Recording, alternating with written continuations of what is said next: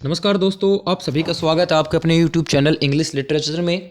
आज मैं आपके लिए एक अच्छा प्ले लेकर के आया हूं जिसका नाम है द अल्केमिस्ट और इसको लिखा था बेन जॉनसन ने। और इस प्ले को परफॉर्म किया था 1610 में किंग्समैन कंपनी ने, जो कि विलियम शेक्सपियर की कंपनी थी। ठीक है। और अल्केमिस्ट का मतलब होता है एक ऐसा पत्थर जो किसी भी मेटल को, धातु को छुए तो वह सोना बन जाए। ठीक है। इसको फिलोसोफर स्टोन भी कहते हैं। तो चलिए शुरू करते हैं हमारा प्ले। उन दिनों लंदन में प्लेग का दौर चल रहा था और मिस्टर लोविट जो लंदन से बाहर जाने की सोच रहे थे, वह अपने नौकर जिसका नाम था जेरेमी उसको बुलाते हैं। ठीक है। और उसको अपने घर की जिम्मेदारी देकर के जाते हैं कि जब तक मैं घर से बाहर रहूं तुम मेरे घर की देखभाल करना। जो कि ये बाद में अपना नाम बदल लेता है और अपना नाम बदल करके फेस कर लेता है। अब से हम इसको फेस नाम से जानेंगे। तब क्या होता है, ये अपने साथ एक टीम बनाता है जिसका एक मेंबर होती है डोल और एक मेंबर होता है स्टेबल। ठीक है। ये जो डोल होती है ये एक फीमेल कैरेक्टर है और ये एक प्रोस्टिट्यूट यानी वेश्या होती है, और ये स्टेबल है। ये तीनों होते हैं, तीनों धूर्त मक्कार होते हैं जो इस पारस पत्थर के नाम पर लोगों के साथ धोखाधड़ी करते हैं। इनके पास सबसे पहला व्यक्ति आता है जिसका नाम होता है डेपर। ठीक है। ये एक वकील होता है और इसको जुआ खेलने की लत होती है। ठीक है। और इसके साथ साथ क्या होता है कि ये बोलता है कि कल या परसों वाला जुआ मुझे जीतना है, इसके लिए मुझे आपकी स्पिरिट चाहिए। तब ये लोग बोलते हैं, इनमें से फेस कहता है कि आपके ऊपर तो देवी का हाथ है, तो आपको कुछ हमारा काम करना पड़ेगा जिससे कि हम आपका ये काम आसान कर दें। तो इसके लिए वो उसको भेज देते हैं कुछ काम से। इसके बाद आता है ड्रैगर। ड्रैगर, ठीक है, इसका नाम आएगा DRUGGER। ड्रैगर जो होता है एक दुकानदार होता है, व्यापारी होता है, जो मुख्य रूप से तंबाकू बेचता है, नशे की चीज़ें बेचता है। तो क्या होता है कि इसको अपनी दुकान के वास्तुशास्त्र के बारे में जानना होता है कि किस प्रकार से अपनी दुकान सेटअप करे, किधर उसका दरवाजा लगाए, वगैरह वगैरह। ठीक है। तो इसके पास से ही वे पैसे ले लेते हैं, यानी उसको लूट लेते हैं और ये वापस चला जाता है। तब क्या होता है, इनका एक पुराना कैंडिडेट होता है सर एपिक्योर मेमन, जिसको ये कई बार पहले भी लूट चुके होते हैं। हालांकि सर एपिक्योर मेमन इसके बारे में ज़्यादा नहीं जानता, उसको ध्यान नहीं रहता ये बातें। तो वो आता है और उसका नौकर यानी उसका असिस्टेंट सरली आता है। ठीक है। तो सर एपिक्योर मेमन अपने साथ बहुत सारा सामान लेकर के आता है। ठीक है। जिसका वो उसको सोने का बनवाना होता है, और उसके साथ उसका जो नौकर होता है सुरली, वो इन सब चीज़ों में नहीं मानता। वो कहता है कि आज के समय में इस प्रकार की कोई चीज़ नहीं होती, परंतु ये जो सर एपिक्योर मेमन होता है वो उनकी बातों पर विश्वास पूरी तरह से करता है। ठीक, क्योंकि वह पारस पत्थर में विश्वास करता है। ठीक है। तब ये उससे जस्ट पहले ये दोनों झगड़ा करने लग जाते हैं, फेस और स्टेबल। ये झगड़ा इसलिए करते हैं क्योंकि ये दोनों इस ग्रुप का मुखिया बनना चाहते हैं। तभी डोल जो होती है उनकी झगड़ा शांत करती है और बोलती है कि तुम में से जो अच्छा बेहतरीन काम करेगा उसको मैं एक अच्छा सा गिफ्ट दूंगी, और उसका गिफ्ट था कि मैं उसके साथ सोऊंगी। तो ये इन तीनों का मेन मेजर करेक्टर था। तो इसके बाद क्या होता है, ये जो स्टेबल होता है बहुत ही फ्रॉड किस्म का आदमी होता है, ये हर लोगों को लूटता रहता है। तो इसके पास एक आदमी होता है जिसका नाम होता है एनेनियस। तो एनेनियस इससे अपने पैसे वापस मांगता है और अपना सामान वापस मांगता है। तब ये जो स्टेबल होता है ये बोलता है कि मैं तुम जैसे छोटे लोगों की मुंह नहीं लगूंगा, जाओ अपने किसी सीनियर को लेके आओ या अपने मालिक को लेकर के आओ।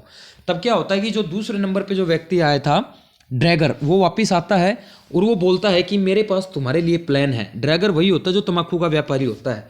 तो वो प्लान के बारे में बताता है कि शहर में एक लड़की आई है और एक लड़का आया है, और लड़की का नाम होता है डेम प्लेंट जो कि यंग है परंतु विधवा है, और लड़के का नाम है कैस्ट्रिल जो कि उसका भाई है। और कहता है कि यदि ये पार्टी तुम्हारे हाथ लग जाए, यदि तुम इनको लूट लो तो तुम्हारी चांदी चांदी हो जाएगी। तो ये बात सुन करके स्टेबल और जेरेमी यानी फेस के अंदर लस्ट आ जाती है। वो उसको लूटने का मौका देखने लग जाते हैं और वो उसको कहते हैं कि हम तुम्हें तुम्हारा हिस्सा देंगे और तुम मेरे पास इसको लेकर के आओ। तभी इनके पास वह वकील डेपर वापिस आता है और वो कहता है कि मुझे मेरी स्प्रिट कब मिलेगी। तब ये दोनों तीनों उसको समझा बुझाकर भेज देते हैं कि तुम्हारा नंबर बहुत जल्द आएगा और तुम्हें तुम्हारी स्प्रिट मिल जाएगी। तो इसके बाद क्या होता है कि सर एपिक्योर मेमन आते हैं। ठीक है। तो सर एपिक्योर मेमन क्या करते हैं, ये सर एपिक्योर मेमन वही हैं जो अपना बहुत सारा सामान वहाँ छोड़ जाते हैं जिसको सोने के अंदर कन्वर्ट करवाना होता है। वो क्या करते हैं कि पूछते हैं कि वो कहाँ है। सर एपिक्योर मेमन डोल के पीछे पागल हो जाते हैं और उसको तरह तरह के कॉम्प्लीमेंट देते हैं, उसकी प्रशंसा करते हैं और उसकी तारीफ करते हैं, और ये उसके साथ चले जाते हैं और वह उसके साथ चली जाती है। तो उसके बाद क्या होता है, ये जो ड्रैगर होता है ये डेम प्लेंट जो कि विधवा यंग होती है उसको और उसके भाई कैस्ट्रिल को अपने पास लेकर के आता है, इन तीनों के पास लेकर के आता है। ठीक है। तो अब स्टेबल और जो फेस है ये दोनों इसके पीछे पागल हो जाते हैं, इनकी लस्ट अब जाग जाती है। ये अब दोनों आपस में झगड़ने लगते हैं और इसको पाने के चक्कर में रहते हैं। तो ऐसे में आगे क्या होता है, जो सर एपिक्योर मेमन था उसका जो असिस्टेंट था जिसका नाम सरली था, वह एक स्पेनिश नोबलमैन का भेष बना करके आता है, ठीक है। और वह जब इनके पास आता है तो जेरेमी यानी फेस और स्टेबल उसको बेवकूफ़ बनाने की कोशिश करते हैं और सोचते हैं कि इसको बेवकूफ़ कैसे बनाया जाए।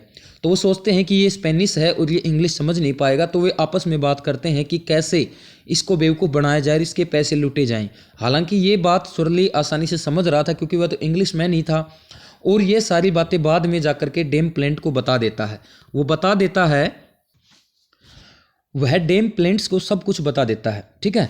सरली डेम प्लेंट्स को इसलिए सब कुछ बता देता है क्योंकि ये जो स्टेबल और जो फेस होता है वो डेम प्लेंट को कहते हैं कि तुम सरली के साथ जाओ, ठीक उसी प्रकार से जाओ जैसे सर एपिक्योर मेमन डोल के साथ गई है।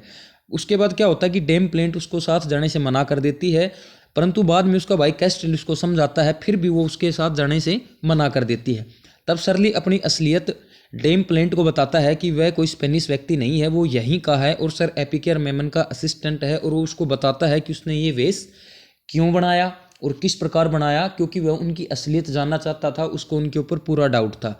तो ये सारी बातें डेम प्लेंट जान जाती है और अब सरली क्या करता है, स्टेबल फेस को भी ये बातें बताने लगता है। तब वहाँ पर सब लोग आ जाते हैं, जैसे कि डेपर भी आ जाता है, ड्रैगर भी आ जाता है और सारे सरली के पीछे भागते हैं। तो सरली वहाँ से निकल जाता है। उसके बाद क्या होता है कि जो प्रोस्टिट्यूट होती थी डोल, वो वहाँ पर आ जाती है और बोलती है कि इस घर का मालिक लवविट यहाँ पर आ गया।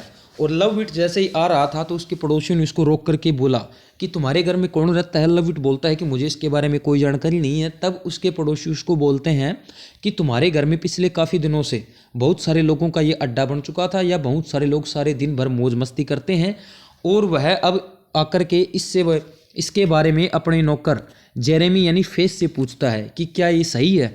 तब फेस यानी जेरेमी कहता है कि नहीं मालिक, मुझे तो इसके बारे में कोई जानकारी ही नहीं है, मैं तो बस आपके घर को साफ सफाई के टाइम ही खोलता था, बाकी प्लेग के दौरान मैंने इसके ऊपर ताला लगा दिया था। हालांकि कुछ देर बाद ही जेरेमी यानी फेस जो कि नौकर होता है, बटलर होता है, उसकी सच्चाई इसके सामने खुल जाती है। और क्या होता है कि फेस उसके सामने प्रार्थना करता है, गिड़गिड़ाने लगता है और वो उससे बोलता है अपने मालिक लवविट से कि वह उसकी शादी, ठीक है, इस कैस्ट्रिल से करवा देगा, सॉरी कैस्ट्रिल की बहन डेम प्लेंट से करवा देगा, ठीक है, और ताकि वो उसको माफ़ कर दे। यानी इसके एवज में वो एक सौदेबाजी करता है, यदि वो उसको माफ़ कर दे तो उसकी शादी डेम प्लेंट से करवा देगा। तब क्या होता है, सर एपिक्योर मेमन को उसका सारा सामान मिल जाता है और जो स्टेबल होता है डोल जो होती है ये यहाँ से भाग जाते हैं, डेपर और ड्रैगर भी वहाँ से दौड़ के निकल जाते हैं, किसी का यहाँ पर कुछ भी लेना देना बाकी नहीं रहता है। और वह माफ़ी मांग लेता है फेस अपने मालिक लवविट से, और लवविट की शादी कैस्ट्रिल की बहन डेम प्लेंट से हो जाती है। इसी के साथ हमारा नॉवेल ये जो प्ले है ये एंड होता है।